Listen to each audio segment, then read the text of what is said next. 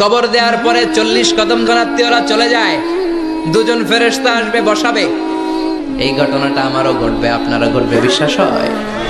প্রস্তুত আছেন তো? বসিয়ে দেয়া হবে।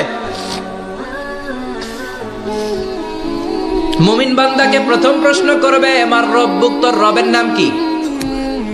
মুমিন বান্দা বলিষ্ঠ কণ্ঠে বলে দিবে, আল্লাহ আমার রব, এই রবই আমার সব। পড়ে, আল্লাহ আমার রব, এই রবই আমার সব। পড়েন আমিন। আমরা যেন আল্লাহ বলিষ্ঠ কণ্ঠে বলতে পারি, আল্লাহ আমার রব, তুমি কবুল করো। পড়েন আমিন। প্রথম প্রশ্ন খালাস। দ্বিতীয় প্রশ্ন, আমা দীনুক, তোর দিনের নাম কি, ধর্মের নাম কি? চিৎকার দিয়ে আমরা বলবো, আমাদের ধর্মের নাম।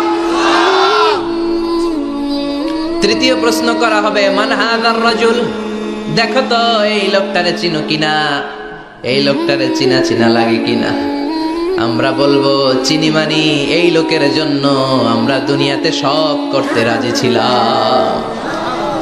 এই লোকের জন্য আমরা দেহের প্রাণ ঢালা উচ্ছ্বাস ছিল আমাদের হৃদয়ে।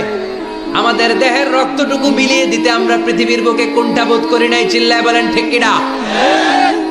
এই নবী আমাদের পেয়ারা নবী, চাঁদের চেয়েও সুন্দর তুমি নবী আমার কামলিওয়ালা। চাঁদের চেয়ে সুন্দর তুমি নবী আমার কামলিওয়ালা। দু জাহানের বাদশা তুমি প্যারা নবী সাল্লে আলা। দু জাহানের বাদশা তুমি প্যারা নবী সাল্লে আলা। চাঁদের চেয়ে সুন্দর তুমি নবী আমার কামলিওয়ালা। পড়েন আল্লাহু আকবার। আমরা বলবো, এটা আমাদের কামলিওয়ালা নবী। এই নবীর অনুসরণ আমরা করেছি, এই নবীর কথা আমরা দুনিয়ায় মেনেছি।